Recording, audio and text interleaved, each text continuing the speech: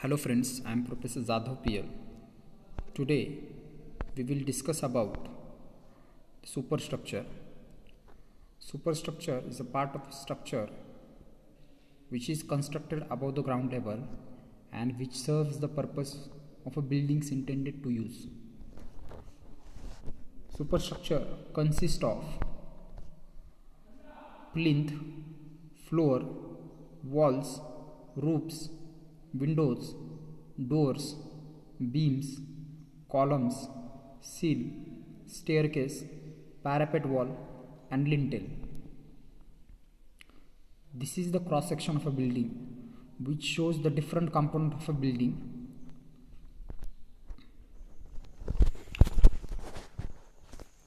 Plinth. Plinth is the portion of a structure which is constructed above the ground level and below the floor level. This portion is just above the foundation. It raises the floor level above the surrounding soil so as to provide protection from rainwater and crawling animals. It is also provide space for the courses which finally supports the flooring tile. The height of a plinth should be in between 0.6 to 0.8. Generally हा जो part असतो तो ground लेवलच्या वर आणि ground floor लेवलच्या खाली construct केलेला असतो. Ground level आणि ग्राउंड फ्लोअर लेवल यांच्यामधला जो पोर्शन असतो त्याला आपण प्लिंथ म्हणतो. जनरली आपण त्याला ओटा असंही म्हणतो. तर हे प्लिंथ आपण बिल्डिंगला हाईट प्रोव्हाइड करण्यासाठी प्रोव्हाइड करत असतो. पहा, जे काही पावसाचं पाणी असतं ते घरात घुसू नये किंवा क्राउलिंग ॲनिमल्स किंवा इन्सेक्ट्स असतील ते घरामध्ये शिरू नये यासाठी आपण प्लिंथ प्रोव्हाइड करतो. आणि प्लिंथ जे काही फ्लोरिंग टाईल्स असतात त्यांना सपोर्ट करण्यासाठी जे मटेरियल आपण प्रोव्हाइड करतो त्या मटेरियलला स्पेस प्रोव्हाइड करण्याचं काम देखील ह्या प्लिंथचं असतं. Next one is a floor. It is the plane surface made up of tiles or the special stones like a granite or marble. It provides the good resistance to wear and tear occurring to its daily use. Next one is the walls. These are the members which forms the outer limit of the building and separate the rooms from each other. In a building of the load bearing type, they act as a structural member and support the roof, but in frame structure they act only as a partition and do not take any load of the structure.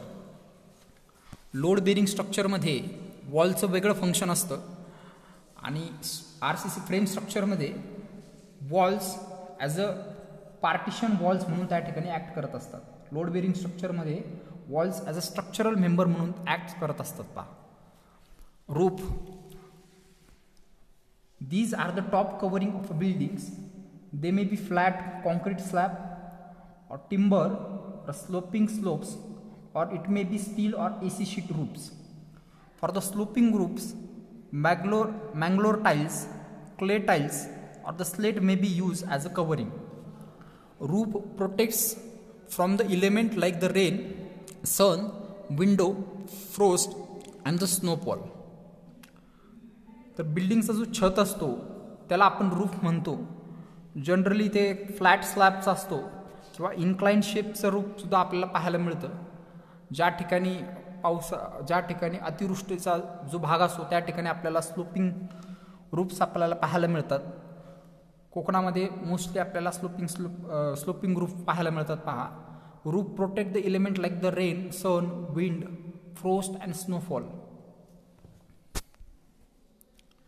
Windows. These are the openings generally in the external walls which provides the air and light inside the building. Light आणि air सर्क्युलेशनसाठी ह्या openings provide केल्या जातात, याला आपण window म्हणतो. Next one is a door. These are the opening which allow entrance in the building and circulation through the different room. Okay, doors are used for the free movement of the occupants in and out of the house. किंवा एका रूममधून दुसऱ्या रूममध्ये जर जायचं असेल तर त्यासाठी सुद्धा आपण डोअर्सचा वापर करतो. सिक्युरिटी पॉईंट ऑफ व्ह्यूने आपण त्याचा वापर करू शकतो. प्रायव्हसी पॉईंट ऑफ व्ह्यूने आपण डोअरचा वापर करू शकतो. Beams, these are the components of the frame type of building which forms a frame or skeleton of the building. Beam आणि कॉलम्स हे फ्रेम स्ट्रक्चरचे कॉम्पोनंट आहेत जे की एक स्केलेटन तयार करतात. The beam is a tensile member which takes a tensile load of a structure, and column is a compressive member which takes a compressive load of a structure.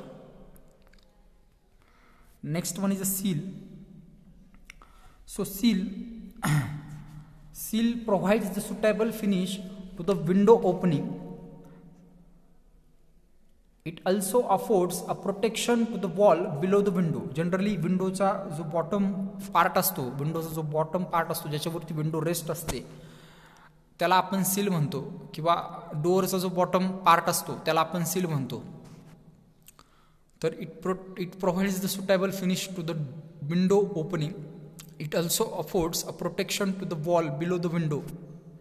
It also provides the support to the vertical members of the opening, and it also shed off the rainwater from the face of the wall immediately below the opening. त्यासाठी आपण window provide करत असतो. Next one is a staircase.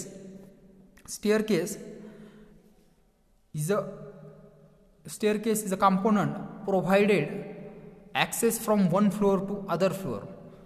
Staircase is provided for the easy access from one floor to other floor. एका फ्लोअरवरून दुसऱ्या फ्लोअरपर्यंत जायचं असेल तर आपल्याला स्टेअरकेसचा आपण त्यासाठी वापर करतो.